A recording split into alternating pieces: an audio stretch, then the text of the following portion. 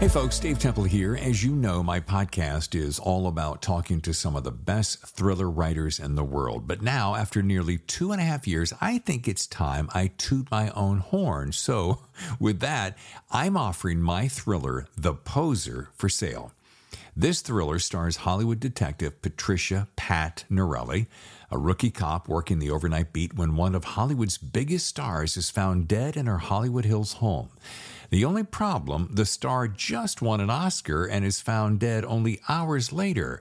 Now, Pat sees this as a way to forge her own path and muscles her way into the case. Soon, she and partner Detective Stuart Brown find themselves deep inside a complex case with more questions than answers and a ghost of a killer. Now, this isn't my first self-published book, but it's the first one I'm very confident you're going to like. I'm pretty proud of it. And for the rest of this month, you can get the ebook for only $5.95 or the paperback for $13.95. Now, since I do this weekly podcast as a free service, perhaps you'd consider this a way to help out your fellow thriller author. Okay, here's the link.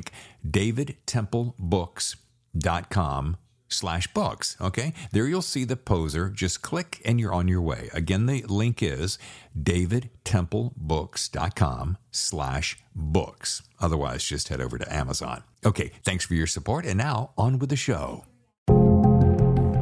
Hello and welcome to the 23rd episode of The Thriller Zone. I'm your host, David Temple. On today's show, I'm confident you'll enjoy getting to know a relatively new writer who, in my opinion, is going to be one of those authors you'll read for years to come. If you enjoy John Le Carre, you'll also enjoy David McCloskey and his latest book, Damascus Station. Personally, I think this book has it all: intrigue, murder, espionage, and even romance. David has a hit on his hands, as you'll hear inside the show, and he appears as excited and humble as a brand new author, which he is. However, you'd never know it by the depth of this thriller. Okay, folks, it's time to get into the Thriller Zone. Good to see you, sir. I'm excited to be with you. Man, I'm so excited. I'm going to jump out of the gate by flashing this beautiful book, and we're gonna dive deep. I got up early, 5 o'clock, thinking about it, and I don't know if that's a good thing or a bad thing, but we'll go with good thing for now. Selfishly, that's good for me, but maybe bad for your sleep or your social obligations. I don't know. I've been doing this a long time. I'm very transparent about what I think and what I feel. If I don't like something, I will probably tell you that it's. I'll figure out a nice way to make it sound like it's pretty good. Right. Because you are on the show, and I don't want you to think I'm not trying to suck up. However, I will probably hint somewhere in there that, I enjoyed it or something like that, right? But when I love something, I get kind of crazy about it. And this is one of those books, and I want to save some of that crazy talk for later, but it is a riveting thriller. I appreciate that. Thank you. I appreciate that.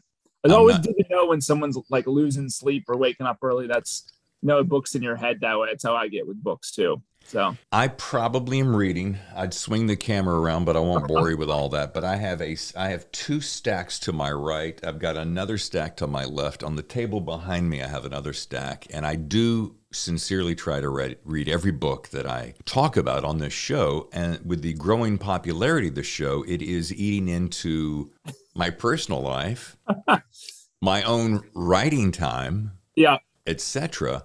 And I am going to have to figure out a way to get around that because I just cannot read all the books. However, for whatever reason, this came across my desk, and I love the cover, and I'm a sucker for a great cover because I'm a closet artist. And then, I don't want to blow all my great lead up things, but you got to save some of the content. Yeah, we're going to talk about the quotes. But anyway, let's start here. By the way, ladies and gentlemen, this is David McCloskey, author of Damascus Station, in case you haven't figured that out so far. Welcome to the show. Hey, great to be here. Thanks for having me. I have so many things to talk about, not the least of which is we'll just start with WoW and we'll go from there. But let's start with you. You live in Dallas, right? That's right. Live in Dallas, been here for about 7 years. We're recording this in October, so thankfully we are out of the season where it's above 100 degrees regularly. We've got some beautiful fall weather rolling in, so it's we love Texas. We're not native Texans. We try to convince people otherwise, but we fail. Where are you from originally? Minneapolis originally. Okay. Yeah. And then a number of years in Virginia, obviously with the CIA, time in the Middle East too. But we've been in Dallas now for a long time, and we love it here. Well, the Thriller Zone loves us some Texans because you're about the 6th or 7th Texan I've had on the show off the top of my head in the last month and a half. Okay. A lot of good things happening there. Meg Gardner, Austin, Susie Spencer. Okay. Yep. Joe Rogan. Yeah. A competitor. And so many more. But my very first guest, that started the show was May Cobb. Okay. Yeah. Author of The Hunting Wives. There you go. Yeah. Texas got some good stuff going down here. You know, a lot of writers, a lot of material, a lot of crazy people too. So that's even more material. So, you know, you got it all, really. And speaking of crazy people, I hear Elon Musk is coming your way. Yeah, exactly. We've got, we do have, now are you in San Diego? San Diego, right? Actually, okay. North County, just north, Encinitas. Yeah. Okay. Mm-hmm. We've got, we really do have a lot of like Californians that have moved less to Dallas. I'd say more to Austin. Yeah. Which I think Elon is, fitting right in there. But yeah, we got a lot of people that have been making the pilgrimage to Texas here, sometimes permanently over the past few years. So it's fun. I think it's first of all, our state, and this is my third tour of duty in California, I like to call it. I'm from the South, so I can say that. Okay. My third tour of duty, first time radio, second time movies and television, third time with my wife as a writer. Okay. And it is it's its own bailiwick. It's full of high taxes, massive crowds, fires, earthquakes, and the pestilence is on the way, I'm sure. But yeah, a lot of people moving to Austin, and there's a lot of crazy, cool, kooky energy. I think that's why the Californians are heading there particularly. Yeah, for sure. And it's so we're in Dallas, which is the slightly less intriguing metropolitan area in Texas. But we really enjoy it. It's full of good people, and it's one of those places. We moved, from DC, where you kind of, I think the first time we came down here, we found a parking spot at a grocery store, which was an interesting experience because, it's pretty hard to find parking in most spots of the district. And we just kind of it's a big place called Central Market. I don't know if you've heard of it. Huge, massive grocery store. We just kind of wandered around for like 2 hours. Like we had, come out of some kind of subterranean bunker and we hadn't seen food in 10 years because there's just so much massive, big selection. But the quality of life here is high. It's a fun place to live. Yeah. Dallas, Fort Worth. Yeah. Not as humid as Houston. My brother used to live in Houston. That's a sticky pot, isn't it? Yeah. My wife made the move to Texas contingent on not moving to Houston. So we settled on Dallas. The humidity down there is pretty rough, and it's a bit more of at least has been a bit more of an oil town. So I was doing consulting work for a number of years, and that was something I wanted to be close to, but not necessarily deep in, I guess. So we ended up here. And to do some backwards, you were consulted at McKinsey & Company. Is that what exactly is McKinsey before we move on to the real juicy stuff? Yeah. It's a management consulting firm. So we do, really traditionally we have done a lot of kind of strategy work with large companies of all kinds, all industries. Now McKinsey does a lot of different types of things. So we might do work to help companies improve, manufacturing operations, or think about their warehouse footprint or things like that. Just a wide variety of business problems that, the firm helps different companies solve and think through. Cool. Not nearly as cool as being a CIA analyst, right? I'm guessing. Yeah. They each have their own interesting, tidbits. I will say that just from a pure kind of intellectual standpoint, and I think a lot of my McKinsey colleagues would disagree with, I always enjoyed thinking about, intelligence, foreign policy, other that was probably more intellectually interesting to me than solving problems for businesses. But I could probably trot out a whole group of McKinsey consultants who would vehemently disagree with me there. But my own, you're right. My view would be the agency work was a bit more interesting than the consulting work. And let's dig into that because the letters alone conjure up all kinds of intrigue and mystery and excitement. And I want to know, just right out of the gate, What is it like working for the CIA? And I know that I think I have a pretty good idea that you didn't carry a gun. So an analyst is a little bit different than some of the boots on ground. And I'm not trying to diminish or minimize that. No, for sure. Very, the agency is a very interesting place to work. I think of it as a kind of, the way I would frame it is it's a very bipolar organization at its highest level. The bureaucracy and the mundaneness and the quirks are a lot quirkier than most other big organizations because it's a big place, Sure. So it's got some commonalities just from an organizational standpoint with a big Fortune 500 company. So you got all that, but it's also weirder because it's a big, secretive, government institution. And then the exceptional nature of the mission that the CIA does also means that the highs are much higher in a way. So the work is actually far more exceptional than that of I would argue, almost any other company on the, or institution on the face of the planet. Wow. And so on every day, you're kind of, whether you're an analyst or you're a case officer or you're a support officer or involved in tech in some way, I think you're dealing with that kind of bipolar nature pretty regularly, and I've got a quote in the book where my main protagonist, there you go. This is one of my notes. I keep one of these handy nearby because, may I interrupt you and say no, this? Please. Please go ahead. And I wrote, there's a line third of the way in that caught my eye. I wonder how much of it is true, and I want to read it first. And that is, it's the bipolar nature, because when you said that, I'm like, he's going to quote that. Bipolar nature of the agency never ceases to amaze. CIA had the ability to find and kill a person in the remote Hindu Kush, and on the other hand, he couldn't find a working stapler at Langley. Yeah, I had some fun with that. I think, the office supply outages were not common, but, I distinctly remember them occurring and being very frustrated and thinking that thought when I was there of like, I know all kinds of things that we're doing around the world right now that are extremely impressive. And that if I could tell anyone, they would be like, wow, that is incredible. And then, you're sort of rifling through a cabinet and you're like, there's no stapler. There's no, like, where is it? I couldn't get, I got to wander down the hall. And this was the case also, not just in headquarters, but also in some of the field stations. So that nature, I think is, I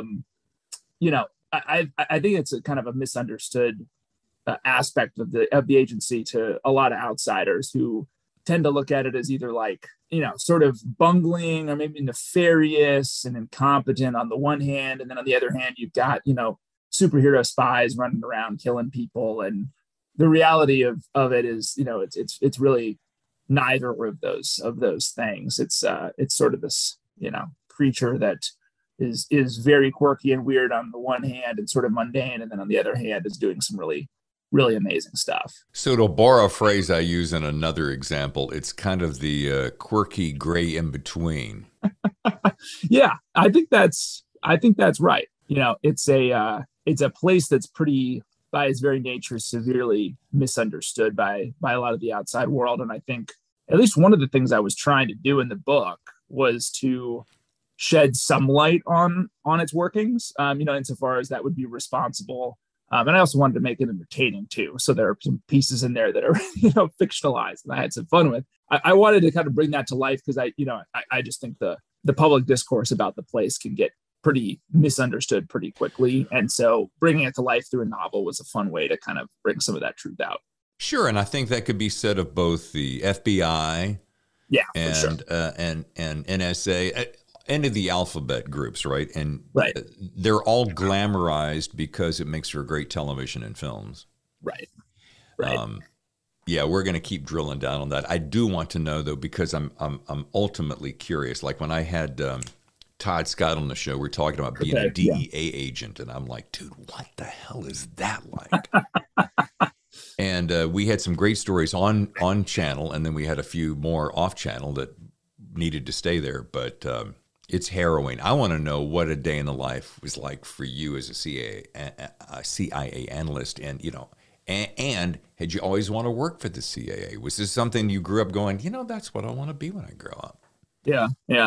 So I'll take the second question first. I never really thought much about I was interested in foreign policy and then international relations. That's what I studied in school. I think there was at Johns Hopkins and then even at undergrad. So I was really, I kind of knew I wanted to understand how the world worked. I wanted to travel. I wanted something that had a global perspective. That was interesting to me. It wasn't until actually that the CIA came to recruit on campus that I thought, hey, that seems like it's a perfect kind of fit, right? And also it just does have, especially I took my first polygraph as a 19-year-old. For what reason? So they got me fairly young. Like when you're 19 and you're kind of listening, your whole lens is the movies and Hollywood and all this kind of crazy stuff. And I honestly think the underwriting, thought at that point is kind of like, this is really cool. And so recruiter comes and I think I'll apply and we'll see what happens. And I got in. So, I was extremely excited to do it and jump in as a, very young person into this job. The day in the life is very different if you're a analyst or you're a case officer. Sure. I'll give you mine, and we can certainly talk about the case officer side of it too.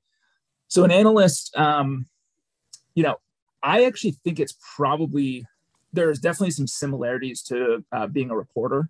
You are working on a story, right? Mm-hmm. You're looking at a subject. So in this case, let's say it's Syria. You want to help your readers understand what's going on there. Why is it happening? What does it mean for them? And in this case, instead of the readers being the general public or whatnot, it's the president, senior policymakers, Congress, and the whole kind of executive branch that are receiving the products that you're producing. And so you're trying to generate understanding of any particular intelligence question you're looking at. So one that I spent a lot of time looking at early on was when the unrest began in Syria. Okay, what's going to happen, right? That's the $64,000 question. Of course, it's impossible to answer, but your mission as an analyst in this example is help to bound what's possible. What are the different scenarios? What might drive them? What does it mean for the U.S.? And you're using, and this is the interesting part of being an agency analyst, is that unlike a journalist, most of the time, unlike someone who's working at a think tank or an academic who's writing reports, you're dealing with a specific, couple specific kinds of information that most people don't have access to, right? So you're using intelligence reports that have been delivered by agents that the CIA is running overseas who have stolen that information from their governments and are providing it to you. Or you're listening to intercepted phone communications, or you're looking at satellite images. And all of those things are, used in complement with all the other information that other people have to then answer whatever that intelligence question might be. To build the framework reporting to the, got it. Right, exactly. So most of the work that I was doing, whether it was at Langley or whether it was, whether I was actually in a station overseas, was to provide context and understanding for people who are trying to, get in the minds and hearts of, the Syrian president or, the Iranians or this or that terrorist group to understand what's coming next so that we can, help policymakers understand what they need to do to advance U.S. interests, to stop a terrorist attack, these kinds of things. So that's kind of what an analyst is really trying to speak truth to policymakers about what's going to happen and what they might be able to do to better protect Americans or better advance American interests. I think your word of journalist is a really great nail upon which to hang the meaning, because it instantly clicked, having been a journalist myself. Is so as you were collecting the collateral, would also be when you were providing writing for the president's daily brief, correct? Yeah, for sure. Yeah. So as you've worked in field stations in the Middle East and conducted a rotation in the counterterrorism center focused on the jihad in Syria and Iraq, the two-part question, I'm taking this from some of your information, what's actually working a rotation, and can you describe for my listeners what that's like? Because you were in it. You were not Yeah. just observing from some office someplace. You were actually in the thick of it. I mean, in this case, well, at the time I was working on Syria and Lebanon. Okay.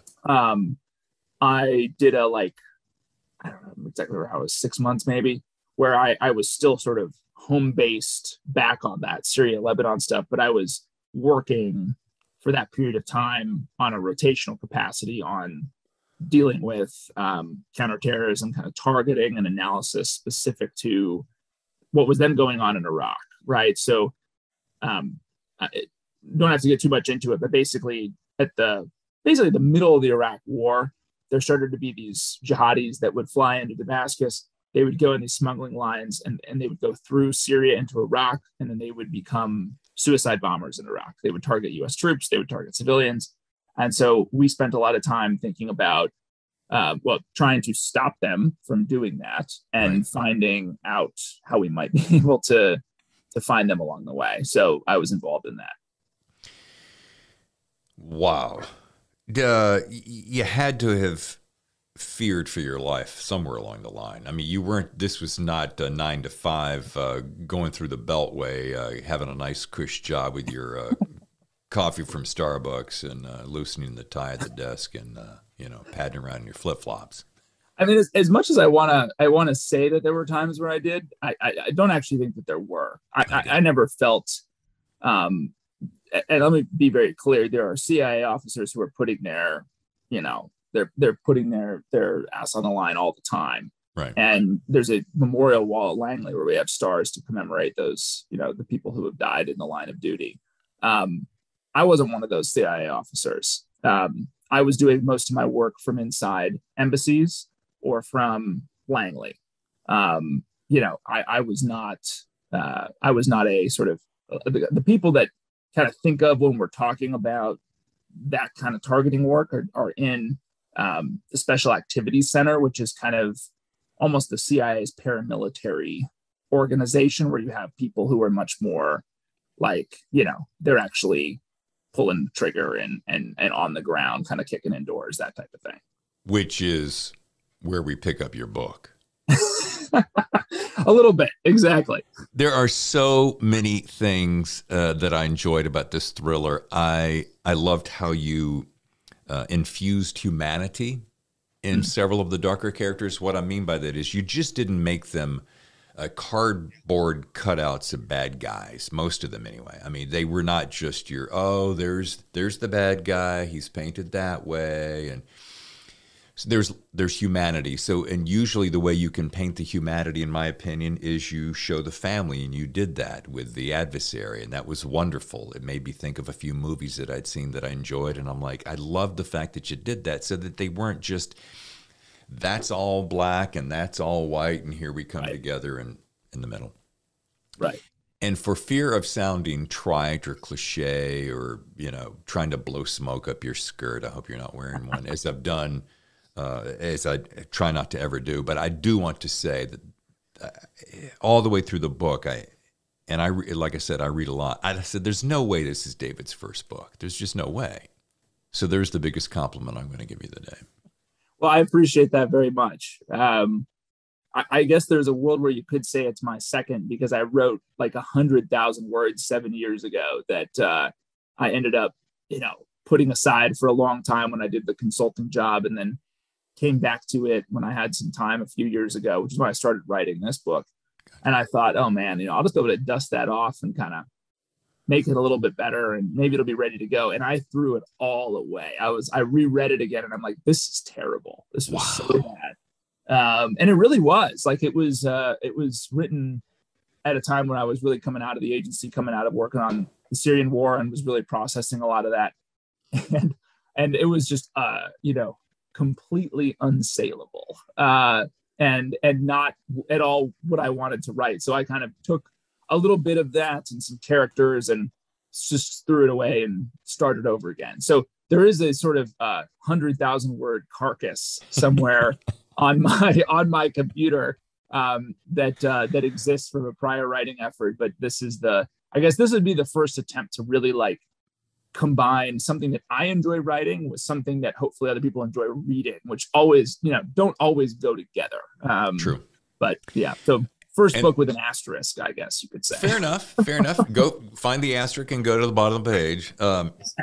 And by the way, having written a couple of books, all self-published, I know what it's like to kill 100,000 word baby, and that is no easy feat. It's brutal. It's really hard. But it's funny. I was up this morning at 5 o'clock reading the book, finishing it, and I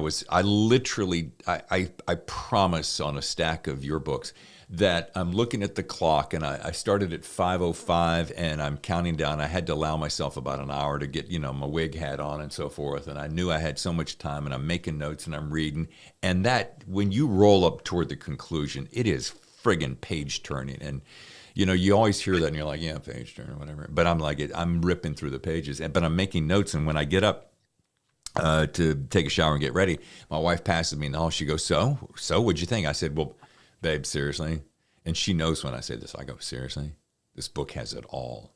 She goes, really? Why? I'm like, well, I mean, it's action, it's secrets, it's intrigue, it's romance, it's deception, it's heroes, broken and otherwise. I mean, it's got it all. She's like, oh. Appreciate that. I might have to read it. I'm like, get in line, girl. And you know what? Maybe this becomes the second best compliment, because as I was reading it, I was going back to some of the movies that we sit and watch all the time, Tammy and I, over and over, and it's like, look out, John Le Carre, because this is that Tinker Soldier guy story, Tinker Toy Soldier, Tinker Tailor Soldier Spy. Thank you. I knew I was going to F that up. No, and your comment about the villains. And trying to bring some humanity through family. I mean, when I was writing that scene and kind of thinking about how to introduce that character, I thought, one of the scenes that I love the most in The Godfather is when you meet him at the wedding, right? At Sonny's wedding, I think, right? And you're like, it's hard for you to hold in your mind at the same time that this guy is doing, he's sort of perpetrating these pretty monstrous things. He oversees this pretty callous, corrupt organization. And then at the same time, he's this, family guy. And like, but that's just, to me, that was kind of like, this is humanity. This is what people are like. This is how, this is how the world works. And so I really did want, I think the book has it definitely has good guys and bad guys to it, but I think you put it exactly, you nailed it, right? I didn't want there to be this proliferation of sort of cartoonish villains where you're like, it's like a wind up, demonic bad guy who's just, all manner of evil. And there's nothing sort of even sympathetic or human about him. I kind of actually wasn't, as a writer, interested in spending a whole lot of time with a character like that as I wrote them out.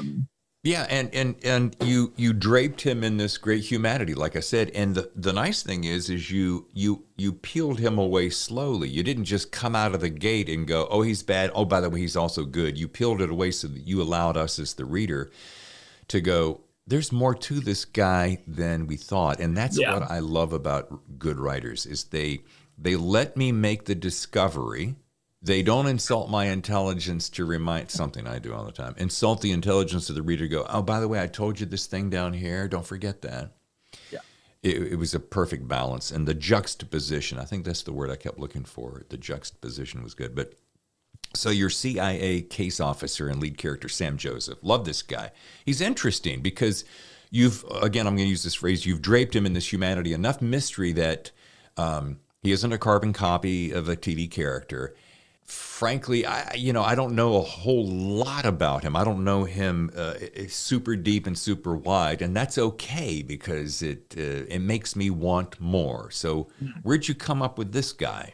He's pretty much a composite of a number of case officers that I knew, mixed in with a little bit of. So he's not me, very, very explicitly. I actually think if I had any alter ego in this book, it was weirdly enough the Damascus chief of station, Artemis Proctor, the really foul-mouthed, kind of insane person. That was more, as I wrote, I was like, oh, she's kind of my spirit animal. And I don't know what it says about me that a 5'1", curly haired woman is my alter ego, but there you go. You said it. I've got it on record. My spirit animal. My spirit animal is a she. She was a fun one. I feel like I loved reading her, man. She's one of those characters that just you start writing a scene with her and she'll just do something totally different. But the Sam character, I really did I wanted a protagonist that was not a typical spy thriller protagonist. And I say that with love for the genre and all different types of books in the genre, that authenticity is not the aim of many spy thrillers, and that's fine. I love that stuff and really enjoy it. But I thought that it would be interesting for me. And again, I wanted to write, characters that I enjoyed spending time with. And so I found that this guy, I looked at the work of a CIA case officer and I thought, this is really interesting. And there's a lot of drama here. There's a lot of drama in the process. There's a lot of drama in intrigue. There's a lot of drama in the human relationships that they develop. And this kind of juxtaposition of manipulation, but also intimacy that I found really intriguing. And so I wanted him to be that. And I thought that, I had a number of case officers who I spent time with at the agency. And then I talked with them as I was putting the book together, that I sort of fused together a composite of them in my mind and injected them into Sam's character. I'm from Minnesota, so I wanted him to be from Minnesota selfishly. So he's got that bit of Midwestern, outside of, he didn't go to an Ivy, he grew up in a rural Minnesota community and ended up at the agency sort of in an unlikely path, which I appreciated. I honestly found that most of the characters I enjoyed were, I started thinking about kind of real people. And as I worked on the characters over time, they kind of fused together into this, person on the page that felt just as real as the composites they came from. And I think you nailed it with a guy off the beaten path. And I don't know why I'm attracted to that. I suppose because part of it is I always root for the underdog. I like guys that come from a place of their own personal integrity, and they just, wake up one day maybe and they say, you know what, I'm tired of this bullshit and I want to go make a difference and do something good. And they don't do it because my father did it and his father did it and his father did it, and that's what, really. I guess that's why I was so drawn to Sam Joseph. And again, the fact that he had so much mystery yet in him. And a side note, because I just was finishing it this morning, when he got, and none of this is spoiling, and if I do, you can raise your hand and I'll cut this out. He's getting tortured, and it's the way he mentally compartmentalizes what he has to hold aside so that he doesn't forfeit the security of someone else. And I thought that really took me out of the story in a good way, because I processed the wherewithals you would have to do to be able to do that. And I thought, holy wow, that is fantastic. Yeah, that was one of those scenes, and I'll just try to think about how to describe this without giving anything away. I think I started writing the book and I thought I'll have an outline and that'll be fairly helpful and I'll be able to kind of tick through it step by step. And quickly realized, about day 3, the whole outline's exploded. And, I was going back to basics almost every day, but that scene was one that I knew I wanted to get to somehow.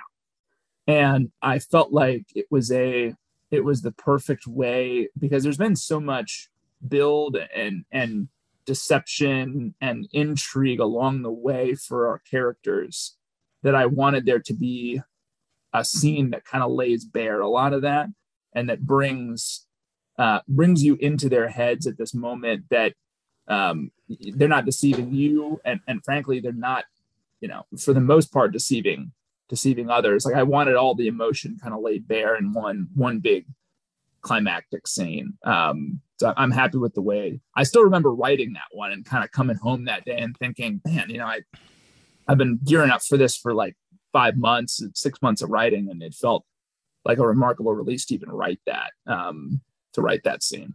It was viscerally palpable, to use 2 really bigger than dime store words, but. And in my own transparency here, because a struggling starting writer. And as I was reading this, I truthfully thought, man, I need to just go do something else, because if it's guys like that out there writing books like this, I don't know that I can compete. I'm glad you say that, because I feel that way whenever, I feel like that has to be a common feeling for writers, because I'll tell you, like, I must read a book a week where I kind of look at that and I'm like, I can't do that. There's no way I could do that. So you understand that. I'm not trying to be. No, for sure. I feel that way every week. I think I explained to my wife once when I started the writing process, it was like every day is kind of a three-legged stool of fear, joy, and self-loathing. And it's just a matter of what's the mixture going to be today, because I'm going to get all three of those emotions, at some point. That is such a great thing. And I don't know that a lot of people, listen, there are a lot of people doing a lot more dangerous, a lot more heroic, a lot more admirable things than us sitting there writing stories. I get that, and sure. I applaud them, and I salute them, and I thank them at every opportunity. But it is not an easy job what we do. To make it seem as effortless as you did. I remember I had Meg Gardner on early in the program. She's one of my heroes. I just love Meg Gardner's books. Mm-hmm. And she has a way of telling a story, and she has a way of turning a phrase. And I remember mentioning this in the episode. And I said, the way you turn a phrase is amazing. And you know what she said? In a very self-effacing way, that's what rewrites are for. And I'm like, yeah. And I never thought about it this way. And as I was reading your book, my mind flashed back to that. And here's what I came up with. And you do this so well. And I'm starting to really understand more of the craft by reading your work. Is that you'll write the stories, so the meat and the bones are all there, right? Mm. But then you go back and you put a sport coat around it with only a phrase. And then a little bit later you add a tie. And I don't know why I came up with that metaphor. The metaphor being, you can lay in a lot of those little tiny tertiary levels that add so much color and complexity and richness to it without belaboring it by the sun was red and it was beautiful like you just cut to the chase with these tiny little droplets. And it made me think of this, in case it's a long way around the bend, is the fact that it's through the rewriting that the magic really helps and really makes it explode, I think. For sure. No, I don't even really know how many drafts I did, but it was a lot. And even more, draft is probably the wrong word. It was like just passes through this stuff so many times to try to figure out, honestly, to try to figure out who more sort of finally who the characters are. Sure. To really make sure that it all holds together from a character or plot standpoint, to add little details that make the scenes grittier for the reader. I can't take credit for this analogy, but I heard it somewhere and it's kind of stuck with me, which is that first kind of pass or draft is like the cooking equivalent of just putting the ingredients on the counter. Mm-hmm. And you're like, I'm going to have, Italian food, and I've got 15 ingredients on the counter, but it's not a meal. Like, it's just this splotch of stuff spread out on the counter. And like all those rewrites are what actually creates the meal that's satisfying. Cause the first draft, the second draft, third draft, like they suck. They're not very good, and they don't hang together, and they have to I think Meg's right. You have to sort of need this stuff a lot to get to the finished product, which is, it's both the wonderful thing and the weird thing is that like someone can consume it in, 10 hours, this thing that took a year, and then they're done, right. But it's kind of a wild alchemy to get to the final thing. And that is such a mixed bag of emotions, and you just nailed it perfectly because, I think about this. How long did you spend, ballpark me, how long you spent writing this book? I'm going to say it was 9 months. Okay. So 9 months, and by the time you did edits and and the book cover, it's easily a year. So your average book is, okay. So you think about this, a year it took of your life to craft this, and I devoured it in, I started it yesterday and I finished it this morning. Okay. Part of that was wanted to make sure I was prepared, but part of it was I had the football game on. I'm like, yeah, honey, that's great. Yeah. Oh, score? Great. So which is what you want as a writer, right? You want that reaction, just tearing through it. Dude, you couldn't ask for anything more. Right. So anyway, applause. So we spent some time on Sam Joseph. Love it. But how about the counterpart and the fact that we're going to get to the romance, but so Syrian palace official Miriam Haddad, remarkable character, beauty, brains, and the balls, if you will, to back it up with Krav Maga. Okay. Yeah. So gorgeous. Can't wait to meet her and hear what she's going to do. B, Krav Maga. Of all the things, for those who don't know that, it's a military self-defense fighting method that combines, make sure I get this right, it's boxing, wrestling, judo, karate. For sure. Probably some hair pulling in there too. Essentially just like Israeli street, Israeli military sort of street combat. And they took pieces of all these different types of martial arts and put it together. And Israeli MMA. Right. Yeah. Something like that. Got it. So tell me about her, that amalgamation. Yeah. I was, I tell my story through a number of different points of view on the Syrian side. And this is one of the things I was really keen to do when I was writing, was like, Syria is a very complex place. The war is very complex. How do I show that complexity through my characters without it feeling like I'm cramming something down your throat, Right. And with her, I wanted somebody who was vested in the system, who has, this kind of strong family connection to the government and into society and in business, but who, for very personal reasons, starts to despise it. And that was a very common emotion and feeling during the war, even for those who were part of the government, was to have, members of the extended family mistreated. And how do you respond to that when you're working for the government? And so, she kind of came out of that synthesis of experiences that I had seen in the Syrian war. As her character developed, because it didn't start, her and Sam in this relationship, it wasn't really the spine of the novel when I started. But what I realized was, that relationship between case officer and agent is so intimate, and obviously they were very attracted and are very attracted to each other, that there was just some chemistry there between the characters that almost took on a life of its own. And with her in particular, and I actually think, in a lot of ways, she's the protagonist of the book. If I had to pick one, is because she, and I think she and Sam actually have this conversation at one point where she's the one really putting more on the line. He does some things at the end of the book that I think distinguish him, and where he sort of stands up for her in a way that's surprising and unexpected. But yes, she's really the one taking all the risk. And I thought that was really interesting. And so as I wrote, her character just started to kind of take on more of a life of its own. And she had a lot more agency by the time I finished writing than when I initially started. I think in my mind, the book started as Sam's story and it kind of ended as hers in a lot of ways. You took my next note. I was going to say it felt like it started with Sam and ended with her, but that's a great place to take a short break. We are with David McCloskey, and we're talking about Damascus Station, and we'll be back on the Thriller Zone right after this.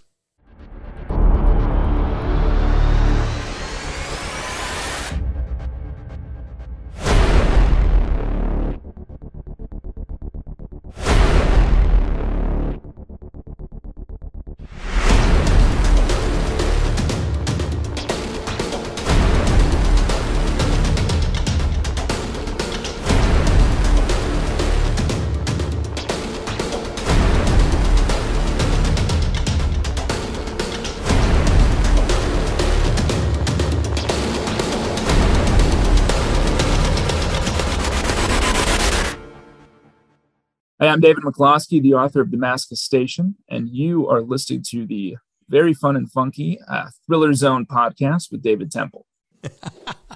That's a first. I've never been called fun and funky, and I'll take it, There you bitch. go. Come on. I think that's probably a Texas thing coming out there, even though I'm from Minneapolis. It's just sort of, it's flowing through me. Yeah, I feel that Texas side of you, boy. You hang around there long enough, you're going to be eating ribs and drinking beer all the time.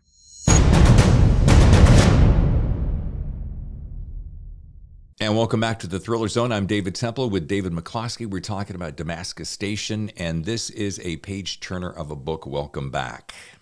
Thanks, David. Yes. As we said before the break, we got two great characters, a protagonist that starts out strong protagonist, and then another protagonist who kind of steals the show. And wait till you see how those two characters, Sam and Miriam, end up near the end of the book. That's all I can say because I don't want to be a spoiler. But Sam's nemesis, Ali Hassan. Now, here's the guy who, I can say this with security, that he is an interesting character. He isn't all that you assume he is. His brother, Rustam, President Assad's spy catcher, is Ali. Head of the Republican Guard is Brother Rustam. They are dark and twisted characters in their own right. Let's talk about those. Let's start with Ali first. Yeah, so Ali Hassan is he runs a fictional security organization, which I made up in Syria called the Security Office. Most of the other groups in Syria are real in the book, but I made this one up. He, as you said, is Assad's primary spy catcher, which is a pretty important job inside that government.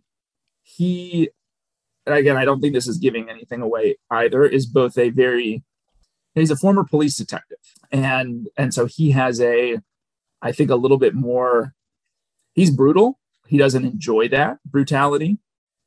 He is actually looking to catch people and prove that they've done something wrong, as opposed to just rolling people up and throwing them in prison and torturing them for sport, not his game. But very much like Miriam, his family is also bound up in the government. And so he is ambivalent when we meet him, I think, about the government's response. I think he feels trapped in many ways, and is one of the characters that I honestly think really enjoyed writing the most, because his situation felt like something that's hard maybe for us to really understand in the US, like that you'd have someone who's in a position where they're sort of stuck doing these, horrible, despicable things, and they feel trapped. They feel like their family would be killed or imprisoned or worse if they left, or if they stopped doing their job. And so that felt like, you could have a long conversation about the morality of those decisions and all of that, but it felt like he was a very, there was a lot to explore there with his character and his inner life. And I think that ambivalence sort of creates drama throughout a lot of the book. He really was one of the more enjoyable guys to follow and see his metamorphosis or evolution, his growth. Yeah. And then how about his brother? A delightful, charming chap. Yeah. He's not so great. I wanted to explore, I guess, some of the tension inside the regime itself through the eyes of these brothers. And so on the Ali Hassan side, you've got someone who's ambivalent about what it's doing. He doesn't directly oppose it, but he kind of opposes it in private. And there's a conversation talking with his wife about how he opposes it. Rustam doesn't, right? Rustam is probably suffers from PTSD. I mean, I wrote him as someone who kind of suffers from that, from actually suppressing an insurgency that occurred in the 80s when he was a young man.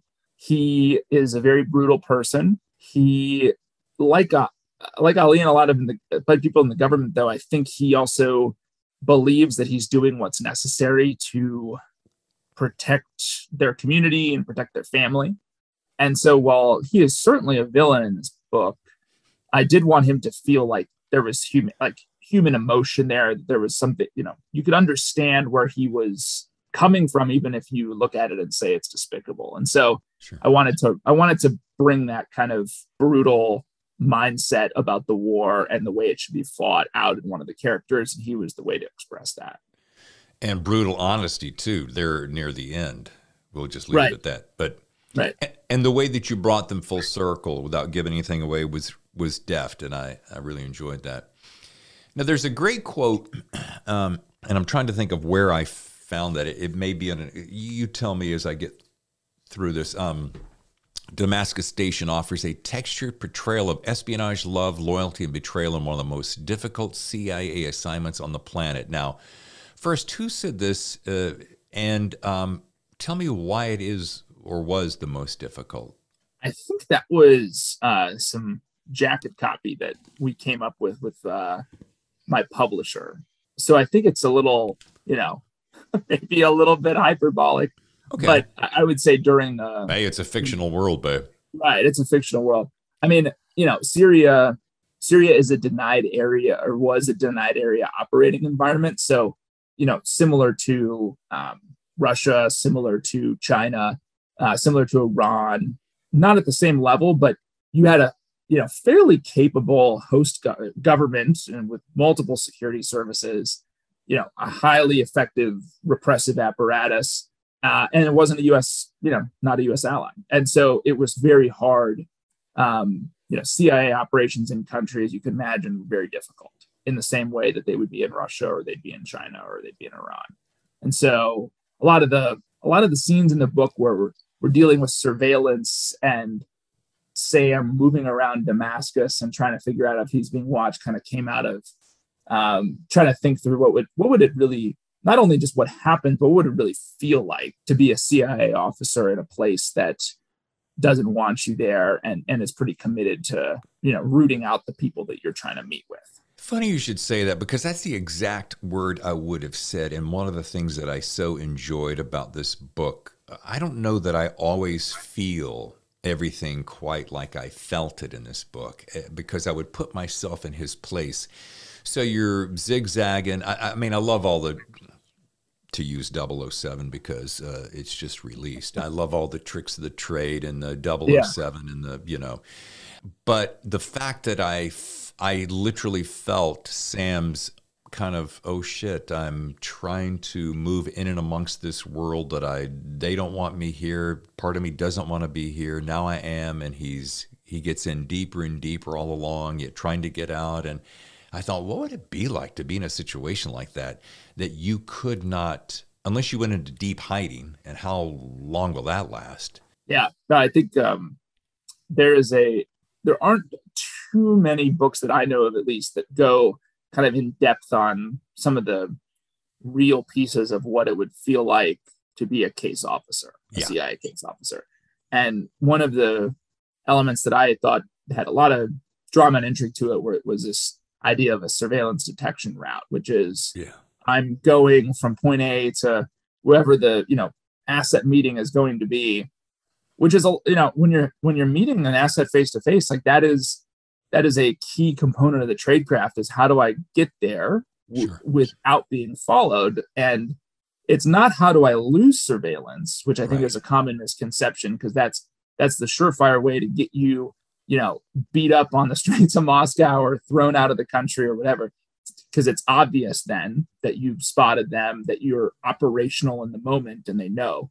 But it's how do I detect it without them knowing that I've detected it?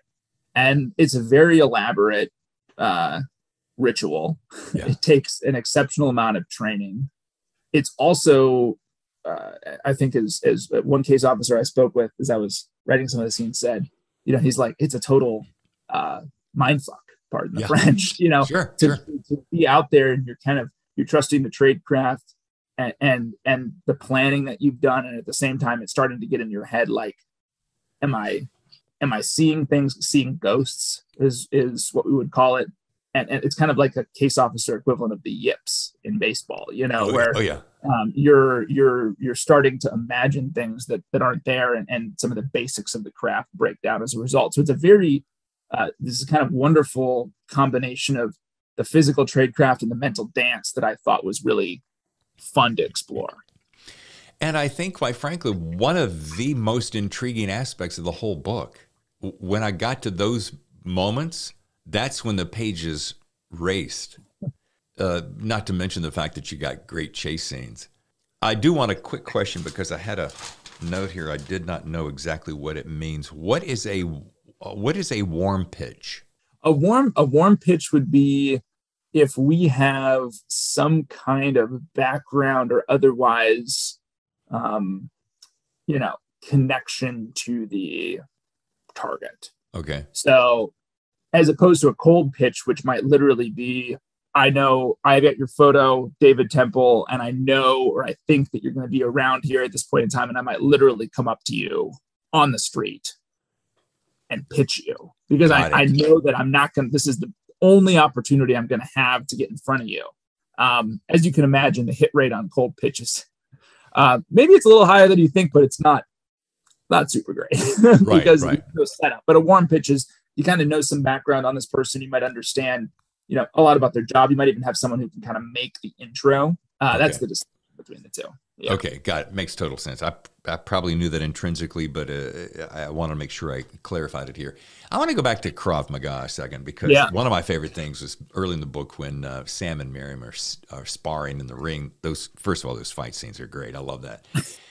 How you used that expertise of hers throughout the book. Again, not someone that you want to mess with. I'm wondering, and I have to ask this, do you know that sport? I know we mentioned it earlier, but I didn't ask you then. No, so I did Taekwondo for a while, growing up and in college and all that, but never Krav Maga. And I, when I started tinkering around with the idea for Miriam, I remember speaking with one of my agency friends who spent a lot of time in Syria and the Middle East, and he was like, a Syrian learning Krav Maga. He's like, are you insane? It's an Israeli martial art, and the Syrians, tend to not view the Israelis in a favorable light.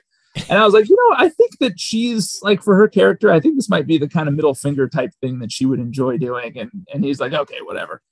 But I always loved it for her because it just seemed, she's got this kind of polished exterior to her, and she's an attractive woman. She's very capable and smart, and there's a lot of different layers to her personality, and she drives the narrative forward at times. But I also wanted her to be, I wanted her to have this kind of vicious thing underneath the surface that can come up. And I thought that was a perfect, martial art for her to express that through.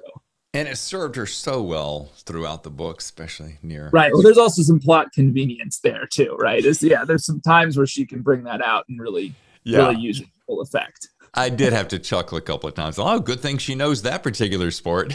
Right. Funny how that happens sometimes. Yeah. Hey, it's fiction, baby. So back to the cloak and dagger stuff and the tricks of the trade. Very James Bond, as I said. The guys are going to love this for all the obvious reasons we've just spent the last 49 minutes talking about. But gals are going to love it too. Oh my gosh, I don't mean that in any particular sexist kind of way, but I mean, because I'm drawn to romance as much as the next guy. But the women are going to love the fact that there is this romance sprinkled throughout. Guys will too. Okay, there, I'm safe. Because you, and this is one thing I love. You can tell I don't write romance, and I'm butchering that, but you provide just enough to tantalize, but not to oversell. And here's one of my favorite lines. I'm going to read it to you. It's super simple. It's so easy, but it's a layup, but it's so good. I would need to bring in my sexy music here. I'll do that. Oh, gosh. They unbuttoned and unsnapped and slid off and pulled down until they reached the bed's edge and fell in.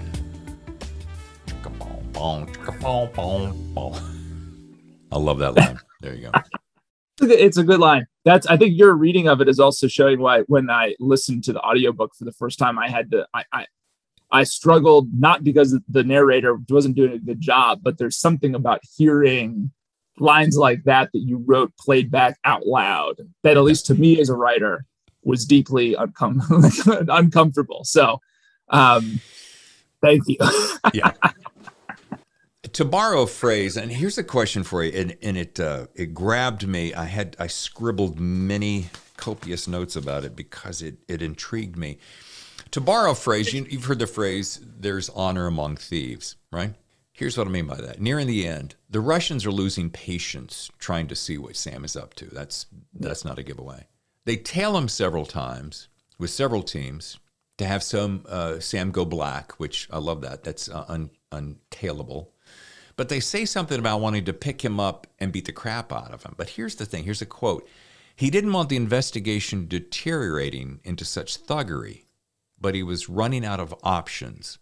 So here's my question. Great idea, especially in the CIA. Is there honor among thieves? Do all the players play by some set of unspoken or spoken rules that even the bad guys respect, for lack of a better term? Depends on which bad guy you're talking about. I think for a long time in the Cold War, there were a set of sort of unspoken rules around how you could treat or not treat the other side's intelligence officers, particularly inside the United States and in Russia. So, for example, for a very long time, there were violations, of course, but it was generally a rule that you would not physically harm the other side's intelligence officer. Now, not true for the spy, right? The person who's stealing secrets. Sure. But for the intelligence officer on either side, there would have been no physical harm dealt to them if you caught them in the middle of an operational act. That's not true with the Iranians. That's not true, increasingly not true with the Russians. I mean, there's a whole separate, conversation to be had about their use of directed energy weapons against our officers. I think a lot of those rules, to the extent that they ever existed, are, not really in operation anymore. But I was trying to bring out with the Ali character some sense of, there are rules to these games, and he's going to try to, and like I said earlier, Ali's also a police investigator by training. And so he's trying to catch him, right? He doesn't want to just bring him in and extract the information in an interrogation chamber or torture chamber. He wants to catch him in the act so he can videotape it and kind of do this, quote unquote, the right way. And that's then, I think Ali views, he kind of takes it as a point of pride, his capability to do that. And I think where this came from, and I want to see if I remember this correctly. This goes back a while. It's going to show my age. I want to say maybe it's The Bridge Over the River Kwai, or one of those dated war movies where they're in captivity and they're captured, and there's this unspoken rule of like, well, you can't treat an officer this way.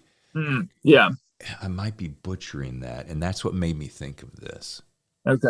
Yeah, for some reason you're making me think of The Great Escape too. The Great Escape. That's it. Thank you. It's possible it's in Kwai too, but that's the one there's sort of different rules for the officers and 100%. Yes. Yeah. Okay. That's absolutely true. No, but I think that you even see that with one of the try to think about how to say this without giving anything away, but there's a CIA officer who's captured in the book, and there's a part of the logic behind her being captured to begin with was that she won't be mistreated, right? Because she has, she's there, she's got the diplomatic cover, and there are certain rules by which you treat such detainees, right? And we see that the Syrians may not exactly agree with that.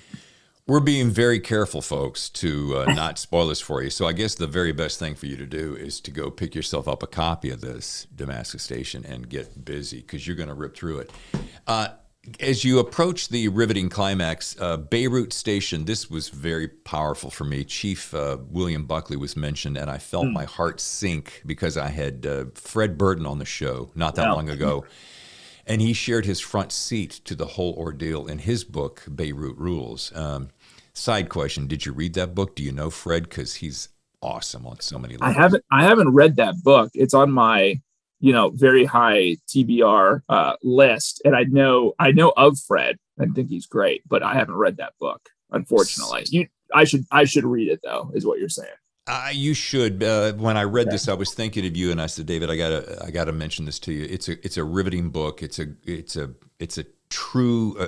great tale of a true hero.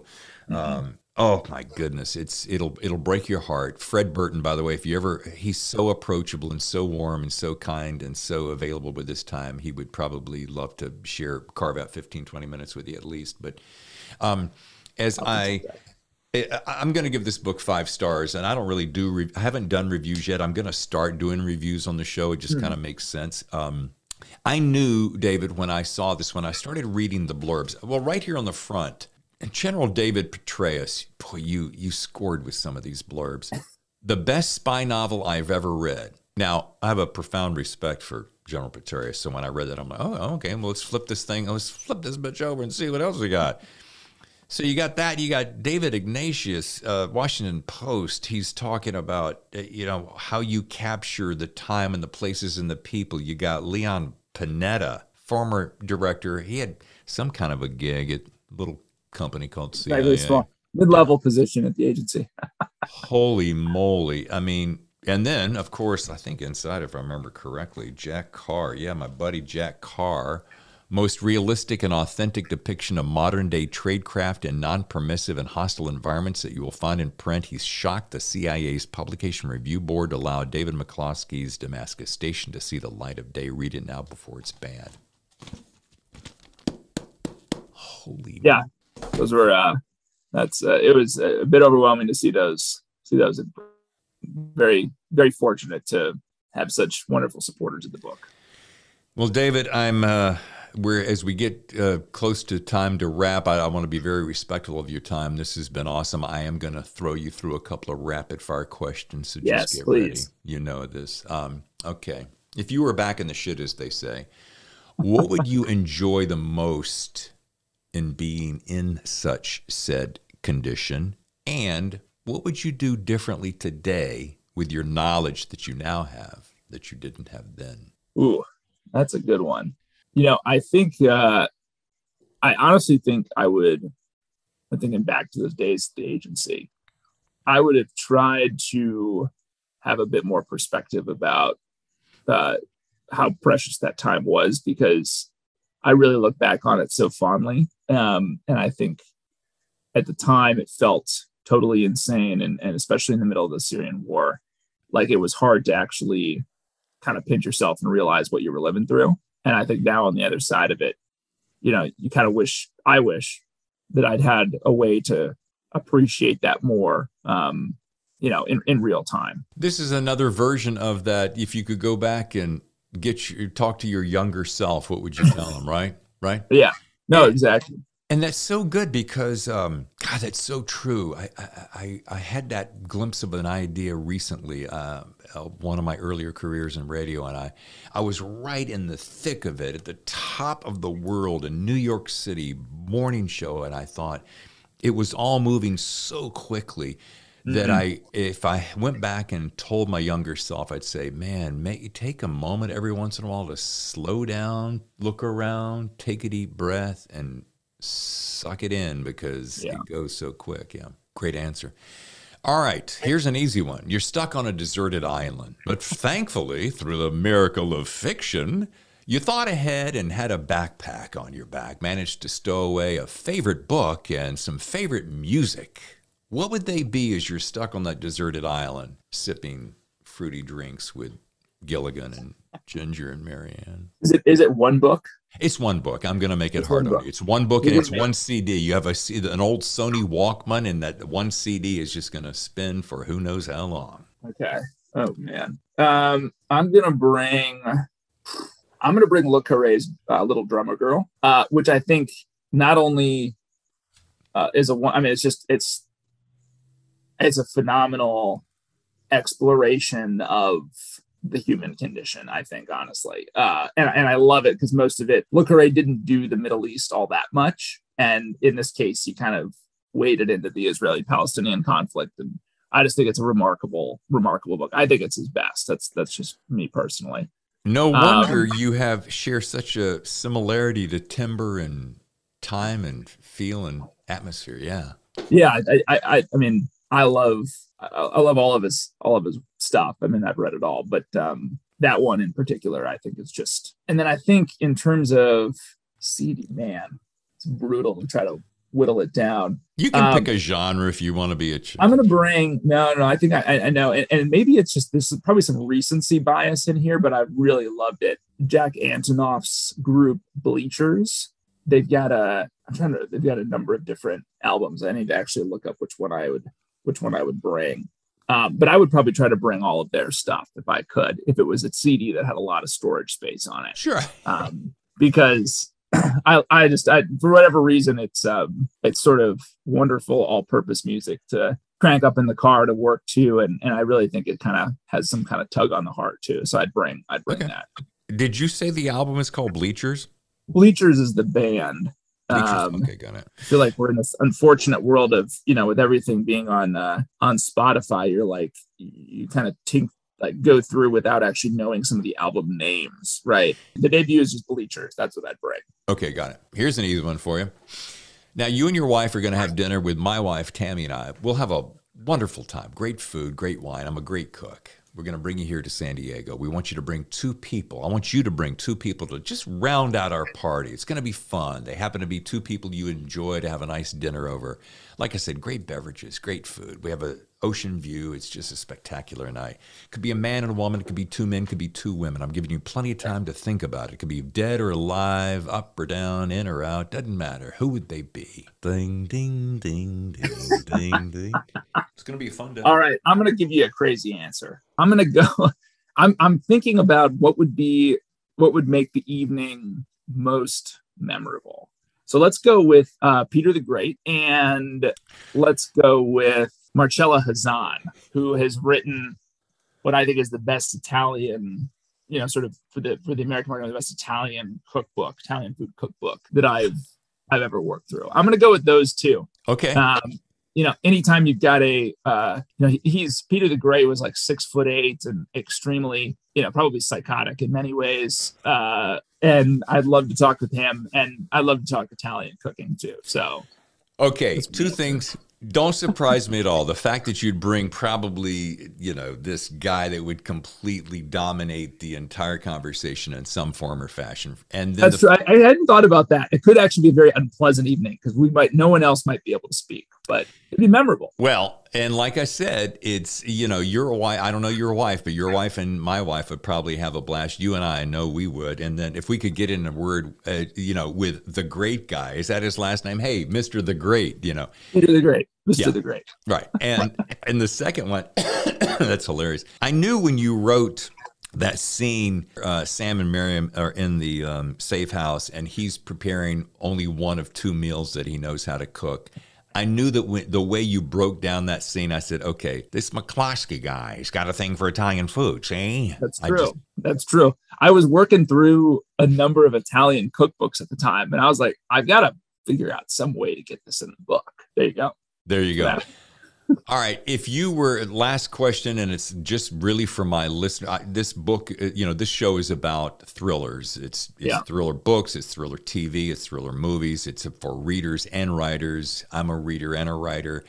What's a great piece of advice? Because I noticed as we talked during the break, you are repped by ICM, which is probably one of the biggest agents in the entire universe. So what kind of advice would you give the up-and-comers, whether they're self-publishers like me or like me who's looking for that first agent with the next book? What's a great piece of encouragement you would give us about that? And what I always tell people if they're working on something is force yourself, get through the first draft as fast as you can.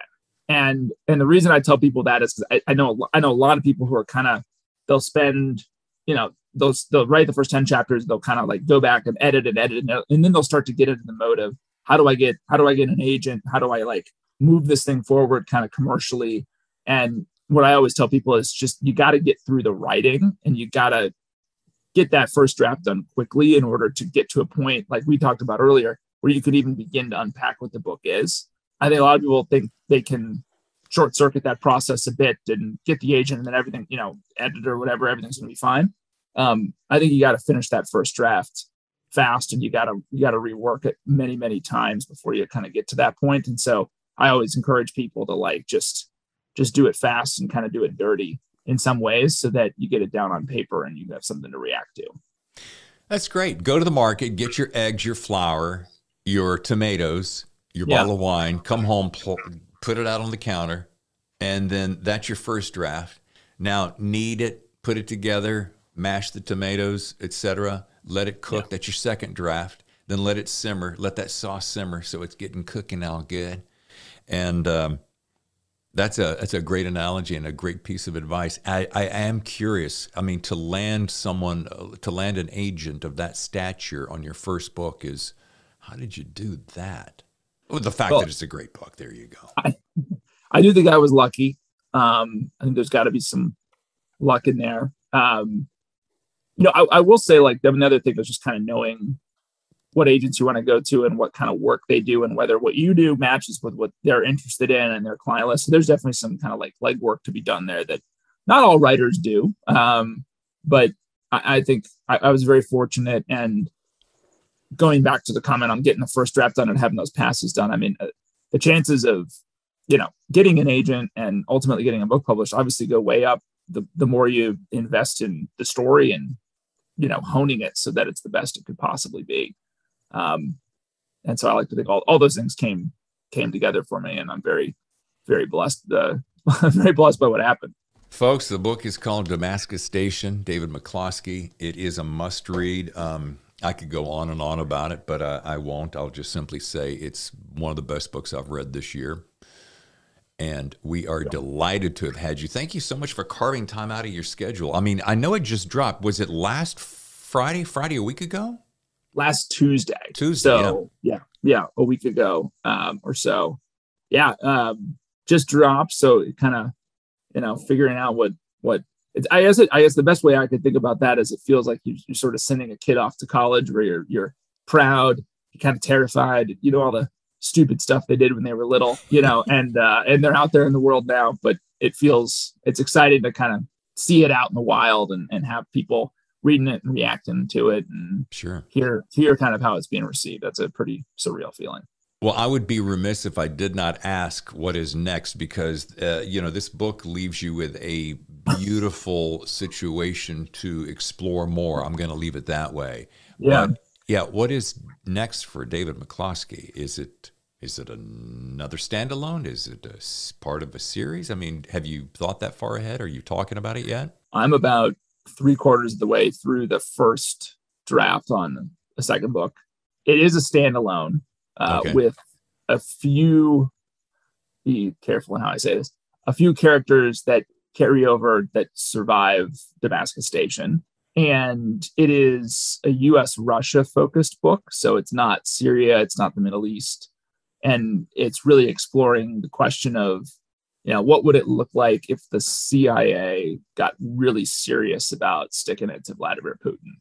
And that's the kind of what if question at the heart of the next book. So I call it the same universe, right? Same agency, CIA universe, but set in the present day and with a different set of characters for the most part. Okay, fair enough. I will say that I'm going to miss those two lead characters. Yeah, I hope that we will that I'll be able to pick up the Damascus Station story at some point and continue it forward. But I wanted to do something a little bit different for the second one, and I'm having fun with that. It's been writing scenes with Putin is almost as fun as writing scenes with Assad. So he makes an appearance in this next one. Nice. Thank you for the gift of your time, David. No, David, I appreciate it. This was a ton of fun. So thanks for having me on. Absolutely. Thanks again, David, for taking time from a busy schedule and spending it with us. Okay, I've booked yet another stellar guest for next week's Thriller Zone, which I'll share in just a second. First, I want to say a big thank you to everyone listening to us from across the miles. Please feel free to contact us at thethrillerzone@gmail.com. Also, would you do me a favor? When you're on the YouTube channel, David Temple Author, please hit the button to subscribe. That way you won't miss a single episode. And if you're listening on your favorite podcast channel, take just a second to give us a 5-star rating to let us know you're enjoying the podcast. Now, about next week's guest. P.J. Vernon has a book called Bathhouse that's a scintillating thriller that packs an emotional punch. Or as S.A. Cosby, author of Blacktop Wasteland, says, Reading Bathhouse is like eavesdropping on the disintegration of a beautiful lie. You think you know how it's going to end, but you have no idea. I hope you'll make plans to join me when we get our twists and thrills on with the super engaging P.J. Vernon on next week's steamy episode of The Thriller Zone.